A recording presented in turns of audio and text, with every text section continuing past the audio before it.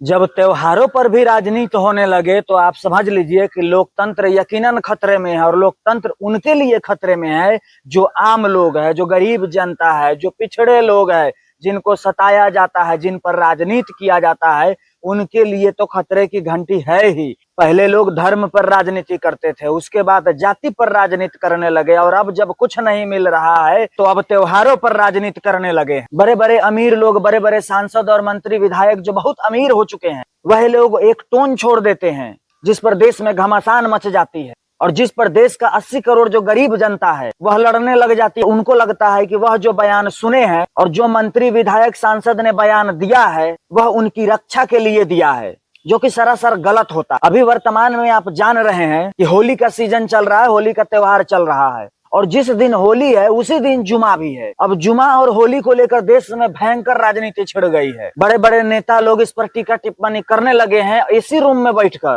और लड़ कौन रहा है? जमीन पर गरीब जनता, जिनके पास ढंग का स्वास्थ्य व्यवस्था नहीं है, ढंग का शिक्षा व्यवस्था नहीं है, वही लोग लड़ रहे हैं। और लड़ा कौन रहा है? लड़ा वो लोग रहा है जो जातियों पर रोटी सेकता है, जो धर्म पर रोटी सेकता है, अब त्योहारों पर रोटी सेक रहा है। इस तरह की राजनीति बंद करने की जरूरत है। कोई नेता बंद नहीं करेगा, इसलिए नहीं करेगा क्योंकि नेताओं का तो इसमें फायदा हो रहा है। अगर आपको यकीन नहीं आता है तो आप उन सारे नेताओं का लिस्ट निकाल कर देख लीजिए जो लोग इस तरह का हेट स्पीच देते हैं, चाहे वो किसी भी धर्म, किसी भी जाति के आते हों।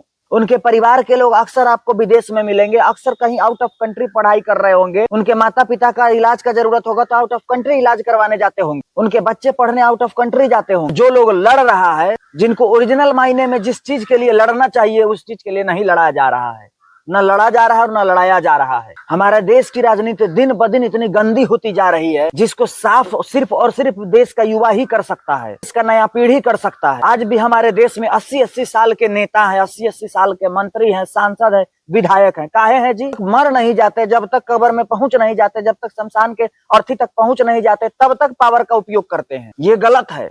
एक समय सीमा होनी चाहिए राजनीति करने की। जिस तरह से रिटायरमेंट होता है सब चीजों में, उसी तरह से राजनीति में भी होनी चाहिए। 70 साल का नेता कहता है कि रोजगार देंगे, युवाओं को रोजगार देंगे। कैसे दे देगा 70 साल का नेता? उसको क्या पता कि युवाओं की क्या जरूरत है आज के वक्त में। आपकी पीड़ा, आपका दुख, आपका तकलीफ वही समझ सकता है जो आपका हम उम्र है, जो आपके समाज में रहता है, जो आपके बीच में रहता है। लोगों को समझने और सोचने की जरूरत है कि जो लोग धर्म पर टीका टिप्पणी कर लड़ा देते हैं, जो लोग धर्म का ठेकेदार बनते हैं, वही लोग दुश्मन है धर्म के सबसे बड़े। क्या आज से पहले होली नहीं मनाया जाता है हमारे देश में? आज से पहले जुमा का नमाज नहीं होता था? जुमा और होली जब एक दिन पड़ गया है तो मीडिया बंधु ने ब्रेकिंग न्यूज में चलाया, और इसमें 4-5 नेता चमक भी गए। 2 कौड़ी का नेता लोग, जिनका अपना कोई हैसियत नहीं, जिनका अपना कोई वजूद नहीं होता। कोई अगर जीत गया है, सांसद विधायक मंत्री बन गया है, इसका मतलब यह नहीं है कि वो नेता ही है। भ्रष्ट चोर लोग नेता बने हुए हैं। कौन नहीं जानता है हमारे देश में? नेता जो राजनीति करता है, राज्य की नीति बनाने वाला नेता, जो अपने समाज की नीति बनाने वाला, अपने देश की नीति बनाने वाला नेता होता है।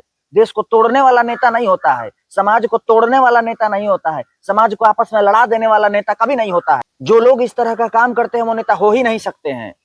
वो भ्रष्टाचारी हो सकते हैं, वो समाज के दुश्मन हो सकते हैं, धर्म के दुश्मन हो सकते हैं, नेता कभी नहीं हो सकते हैं। नेता एक इंसान का नहीं होता है, नेता एक तबका का नहीं होता है, नेता एक जाति का नहीं होता है, नेता एक धर्म का भी नहीं है हमारे देश में। नेता हर उस इंसान के लिए नेता होता है जो एक सांसद, एक विधायक जब जीतता है, वो अपने पूरे क्षेत्रवासियों को, उनके विधानसभा में जितने लोग रहते हैं, उनके लोकसभा क्षेत्र में जितने लोग रहते हैं, सभी के वह नेता होते हैं, सभी के वह गार्जियन होते हैं। लेकिन आज क्या हो रहा है? आज जो मुद्दा का बात है, स्वास्थ्य मुद्दा है, आज रोजगार मुद्दा है, आज बिहार में पलायन मुद्दा है, आज बिहार में भूखमरी मुद्दा है। इन मुद्दों पर कोई नेता बात नहीं करता है। बात किस पर कर रहा है? होली और दीपावली है तो हम सुरक्षा देंगे, ठेकेदारी लिए हुए हैं कि सुरक्षा देंगे। मुसलमान असुरक्षित है इस देश में कि सुरक्षा दीजिएगा आप। एक पार्टी का नेता मुसलमानों को गाली दे रहा है और दूसरे पार्टी का नेता जो मुसलमानों का वोट लेता है, जो मुसलमानों का ठेकेदार बना हुआ है, वह कहता है कि हम सुरक्षा देंगे, ताकि तीसरा कोई दल, तीसरा कोई गठबंधन, तीसरा कोई पार्टी अगर जो सही उम्मीदवार ला रहा है, जो सही तरीके से काम करना चाहता है,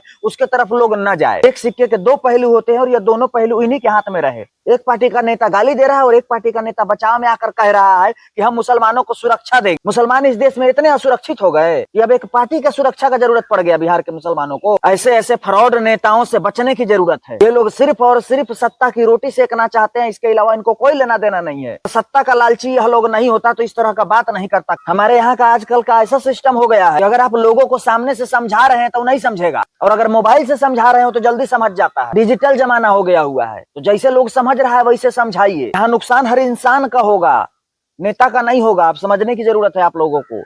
नेता 1 मिनट टीका टिप्पणी करता है, 1 मिनट वो आपत्तिजनक भाषण देकर चल देता है स्टेज से, और लड़ता कौन है? गरीब जनता लड़ने लगता है आपस में। कभी नेता का बेटा लड़ा है? नहीं लड़ा है।